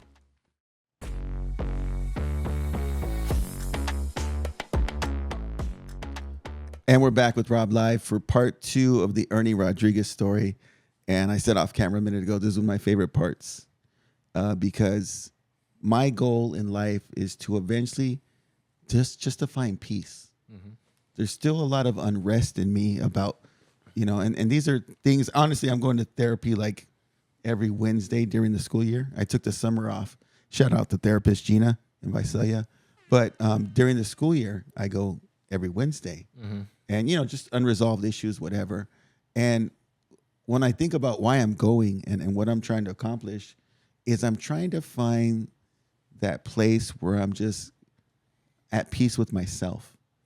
And a lot of it has to do with things I feel like I need to prove, the person that I think I need to be, right? And I feel myself at times reaching for things that maybe are not part of my journey, And so when you encounter someone who you feel has kind of found their path and now realizes truly what the journey is or could be, you gravitate towards that because you're like, well, how did you find out what's going on? So fast forward to 2 or 3 years, we haven't worked with each other. I run into you at the welcome back breakfast that we have for the district. You're now an administrator. You're with Hanford High. Shout out to the Bullpups. And I feel a different energy from you. Mm-hmm. And I'm like, man, this dude seems way more at peace with himself. And we even had follow-up conversations where I called you because I just wanted to know like what had happened. So can you share a little bit about your journey to coming to some sort of peace with yourself? So it's still a work in progress, but I'm definitely a different man, and that's all because of God. Ironically, going to Catholic school, like I mentioned before, I always wanted to be a priest. I didn't know that. I put those guys way up here. And so, of course, that didn't happen. But, my life was without God for a long time. Why do you think that happened, given that you had started in a Catholic school, which I'm sure, encouraged Oh, for sure. prayer, relationship. Sure. Why do you think you strayed from that? It's just like everything else. The world is just full of so many distractions. And then if you read scripture, I mean, the flesh is just, it's crazy, man. It's just, we want to indulge the flesh. And with the way the world is, it makes it very easy, from partying, from drinking to sex. I mean, to you name it, to drugs, you name it. And so I strayed, and I was living my best life. When I was living in Lake Tahoe in my 20s, was as a blackjack dealer, gambling, running into celebrities, celebrities, Saved by the Bell. Oh, that was a crazy story. That one's off camera, by the way. Elizabeth Berkley? Yeah. It'll be in the book. Yeah, it'll be in the book. Read the book. But you're living your best life. I come back. I kind of keep doing the same thing here in the Valley. And then my ex-wife, when I first started dating her, I said, you know what, let's give, God a chance a little bit. And so we were kind of dabbling back in. We weren't going to the Catholic Church. And then we went to different places. Then even then, after we got together and even got married, we strayed. But God was always in the back of my mind. And I'll remember back probably in 2019, I'm like, man, my life is just empty. There's something missing. And it was about 10 o'clock that morning. And then by noon, I get this text from one of my best friends. And he goes, dude, I don't know why I'm sending you this, but I was compelled by the Holy Spirit to send this to you. And he sends me this text that God loves me and then he wants to bring me back. Wow. And I just sat there. Had he sent any other messages? He never. This was the first time. First time ever. And and I've been asking myself this morning that whole time. And I sat there and I just started crying. So then I hit him up and, he started talking about his journey and he became my mentor. And per se. Is this a high school friend or how far back? So he was actually one of my teammates that I met at Chico State. Oh, so we're going way back. And I think I've introduced you to him before. His name is Frank Escobar. I don't know if you've ever met him or not, but is he from Visalia? Yes. Yes. Yes. He looks like Jason Kidd, bald-headed guy. Looks like Jason Kidd. Shout out to Frank. Yep. So, we start doing Bible studies with this one other guy, and then it gets to bigger, and then I start going through my divorce process, my separation. I didn't want to get divorced. And so,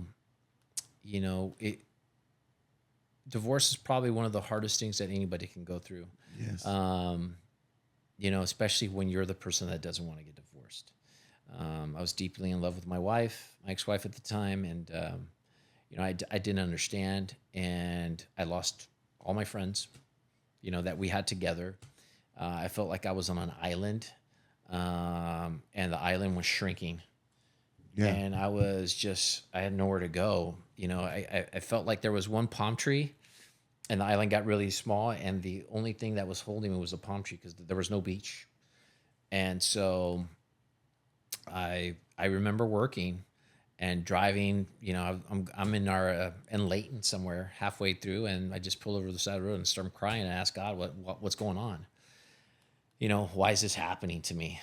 And then as I started, really reading and really focusing on what God says, I started to realize that,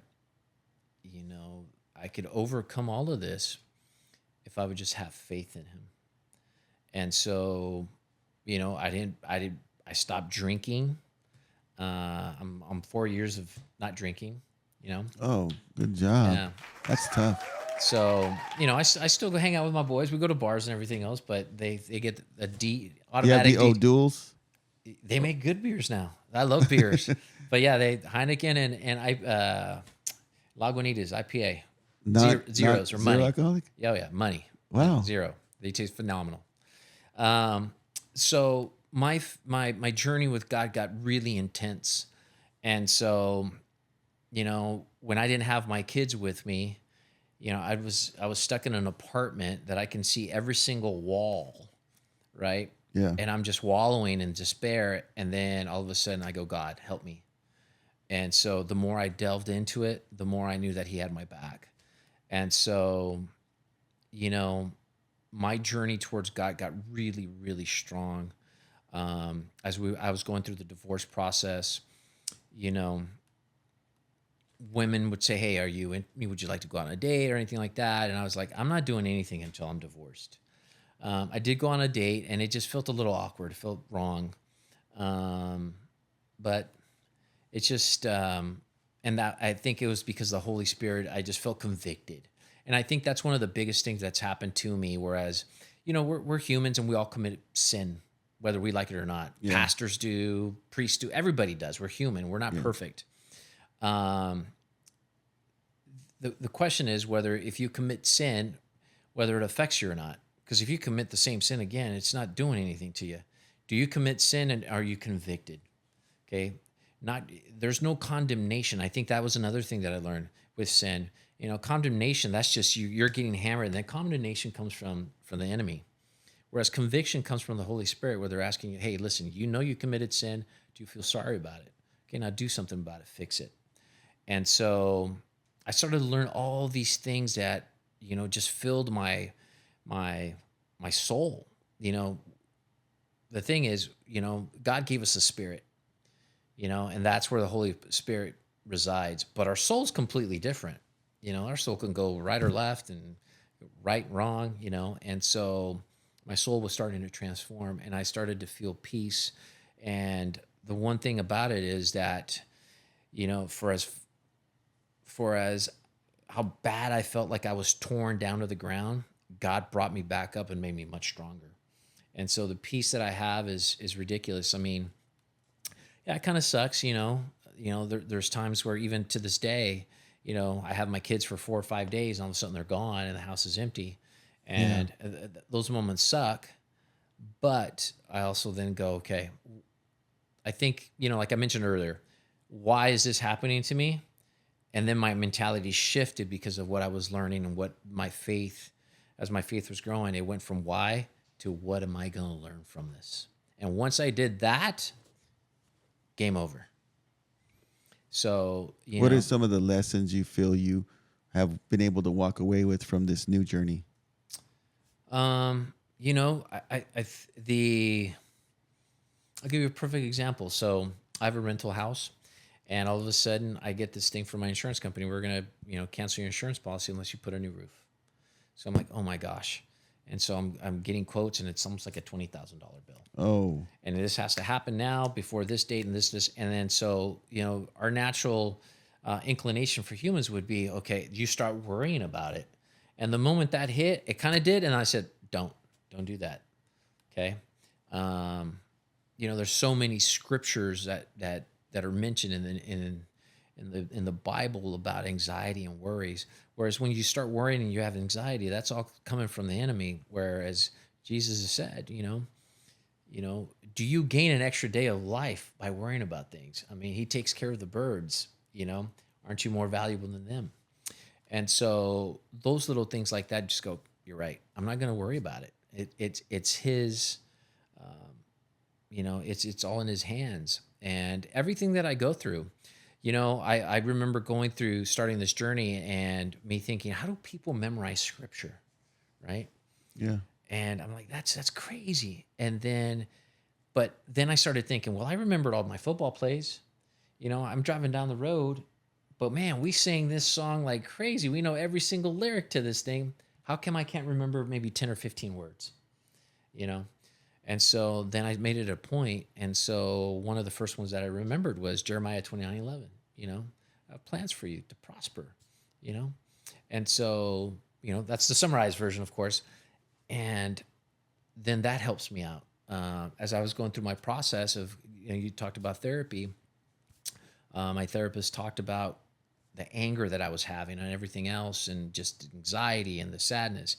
And then she goes, I want you to memorize a verse for me. So keep that close to you. And I go, okay, what is it? She goes, it's 2 Corinthians 5:10.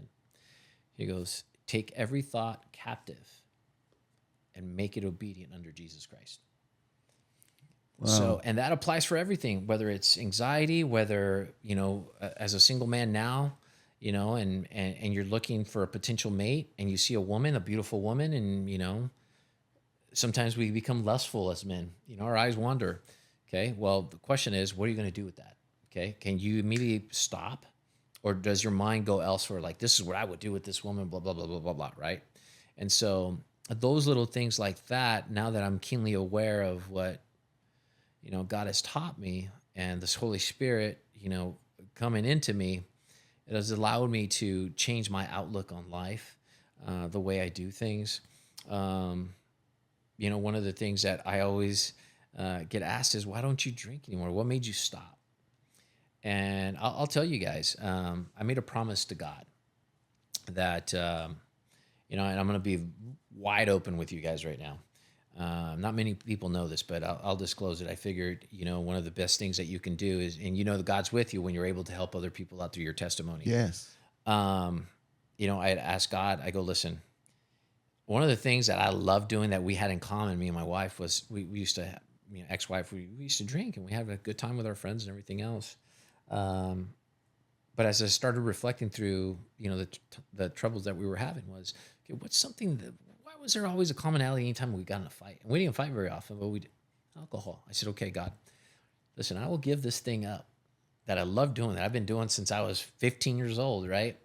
I'll give this up if you can ensure that my marriage stays intact. And of course it didn't work out, but I wasn't going to hold that against God and then start drinking, right? Because now my faith had grown. And so at the same time, I understood the value of what a promise is, a covenant that I made with him. And so I haven't done anything like that. And so I think, one of the things that also gets mentioned in the New Testament is just, stay sober.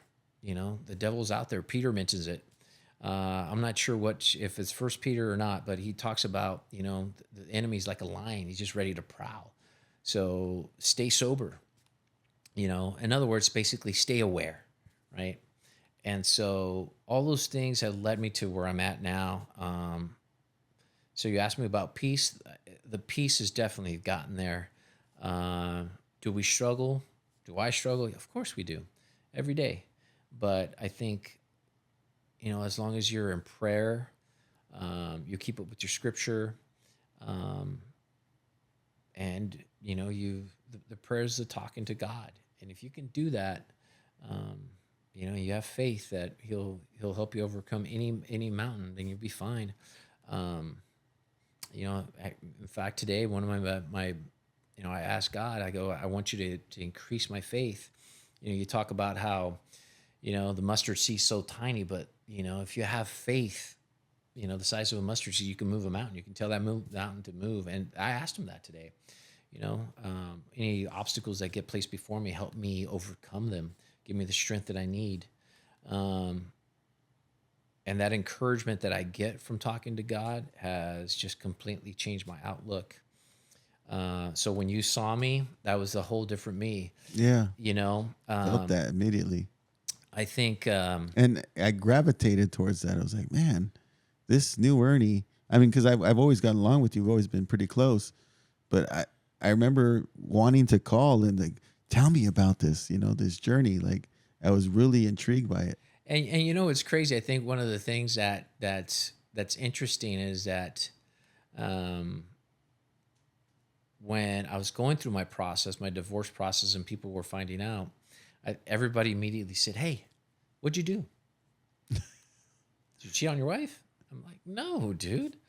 And I think I took offense to that initially, but I think there's always a preconceived notion that the man's always going to step out on his woman. That's what happens. But, yeah.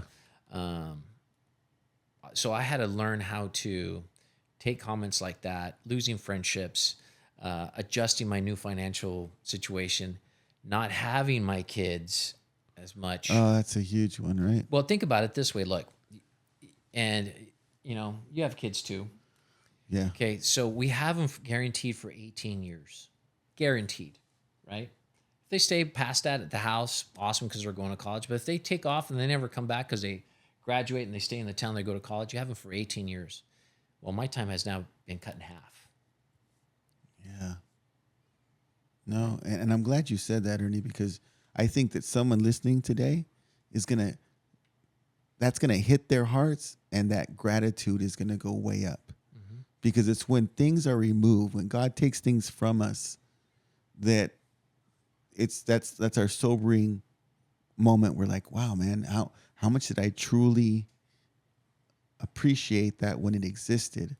Now, from my impression, what I understand with you about your daughters, because you always talked about them when I was around you, they were your world. Mm-hmm. And like you said, having that time cut in half, I think there's someone out there right now who may not be spending the time and taking full advantage of those 18 years with their kid. And they're going to hear this and go, man, I really need to do this. And the reason I say that is because you guys know Marlon Wayans from the Wayans brothers? Mm-hmm. I saw his stand-up special on Netflix last night. And half his special is about losing his mother and how that pain has never gone away. And it's been like 2 or 3 years. He begins and ends his special with voicemails to his mother. And he points out to the audience, he says, who still has their mama? Call your mama tonight because you still can.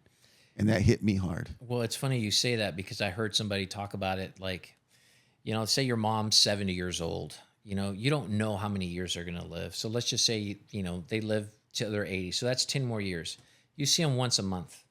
Okay, so you see them 12 times a year. Now multiply that times 10. You're going to see them 120 more times until they die. Because now you put a finite number to the amount of time that you're going to see your parents. Yeah. Right? And that's crazy. Right? And so it changes your perspective on things. I even do it with my kids. I got my kids back today. I give them a big old hug and I missed them. Yeah. Appreciate that time that you have with them. Tell everybody you love them. Make an extra effort. Ernie, we've been friends, but you just met Jim today. We took a month off from our podcast because he lost his mother. Jim, do you have anything you want to share with the audience today about appreciating your parents? No, I mean, we've talked about this before. It's just you take that time for granted, and then when something like God or your religion aspect of it takes something that you take for granted away from you, you realize how valuable that moment, that time is, that item, that thing that you think is obviously not materialistic, But one of the things that I said this story 1,000 times was my grandmother made a comment years ago before she passed. And I would always go to Visalia and I would cover games, work for the media. And she'd always tell me, I was like, oh, well, next time I'm in town, I'm going to see you, stop by. And she would always say, son, you'll only see me as, how did I say it? You're only as busy as you want to be. Yes. Yeah. If you really wanted to see your grandma, you would take time to come and see me. And that was a knife in my back. And so same with the parents. Same with, I would see my mom as much as I could. Now it's another sidebar is the mom that passed away a month ago was not the same mom I had 3 years ago. But still you remember all those memories and stuff like that. Having kids, I have 2 girls too. You have 2 girls? Mm-hmm. Yeah. So watching them in those moments growing up, first boyfriend, graduating high school, walking down the aisle, first job. My daughter starts her first job this next week. So my wife went out looking for a new car for, trying to. So these monumental, iconic things in your life that you think about that you may or may not be there if you don't take those opportunities to be there, and do that. Well, and I kind of piggybacking off of what you just said, those monumental moments. So I mentioned earlier, I lost pretty much all our friends. I felt like I went from all the mutual friends. Yep, to nothing. Wow. And nobody called. How are you doing? Nothing. Right? Wow. Were you surprised by that?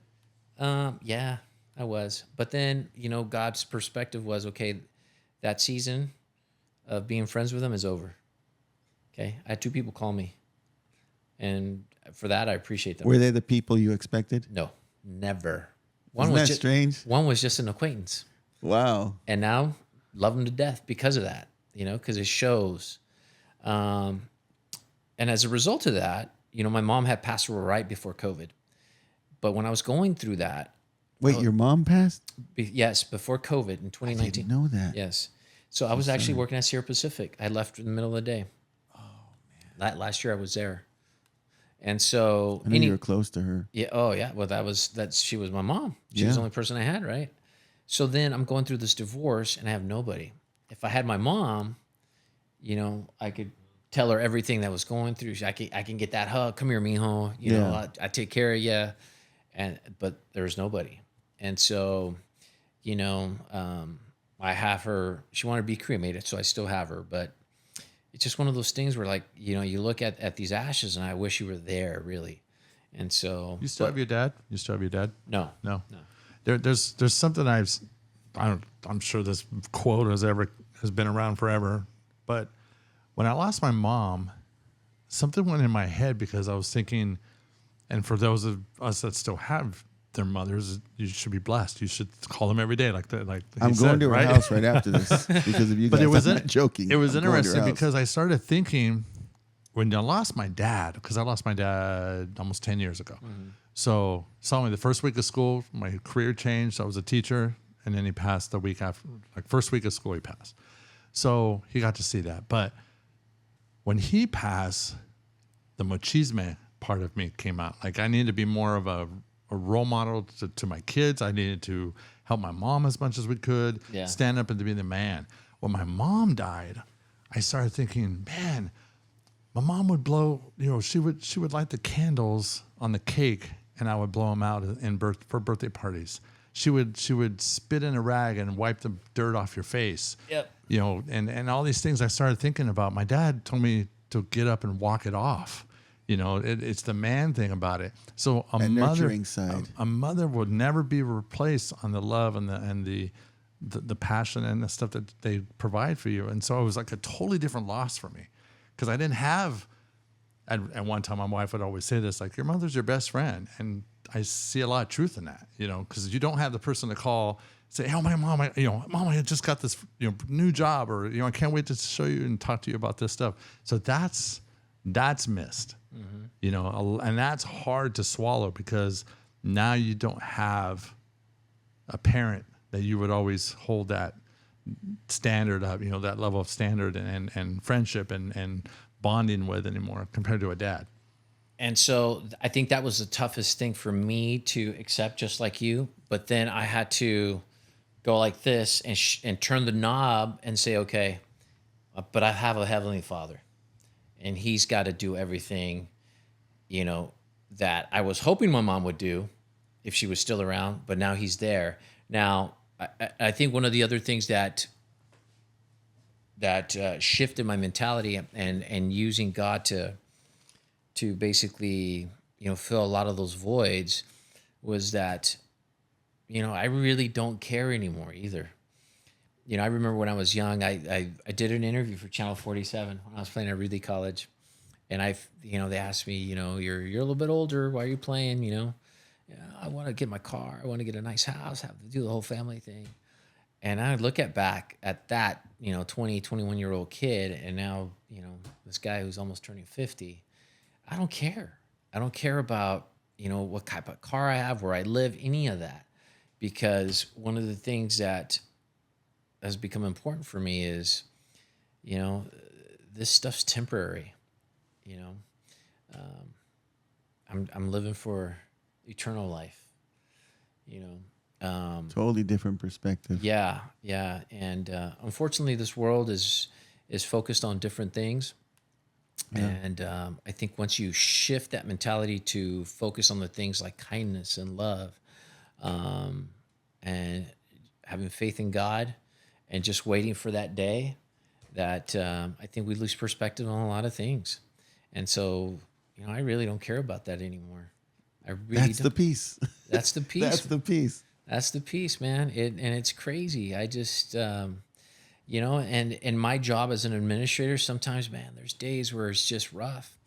And, there's some more scriptures that I remember. You'll see me having something like that, like you have. I just ordered it, created it.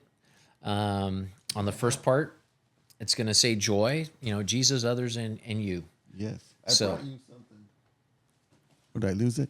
I'll find it right now. So, that's very similar to what my mentor, somebody who helped me get closer to God, my buddy, he'd always say, okay, look upward, outward, and then inward. Oh, I like that. Right? Look towards Jesus. Look to the sky for Jesus. Look at Rob, help him out, and then look at yourself. So same thing for me, joy, Jesus, others, and then you. Oh, man. Right? Dropping gems. Yeah. And so then on the other side of it, I put down one of my favorite scriptures. Because, our lives are tough. Sometimes being an administrator, you want to appease teachers, you want to appease parents, students, everybody. It's tough. And sometimes then your coworkers can make it tough. And so, you know what? And it could get really tough. You get that anxiety, you get everything else. And I said, screw it. I can't do that anymore. Live by the scriptures that you really focused on. And so I go Romans 8:31. If God is for us, who can be against us? Amen. Right? And so at that point, when you shift that mentality, then it doesn't really matter anymore. God's going to take care of you. He's got everything laid out for you. And like I said, my life's changed completely. It's a struggle every day.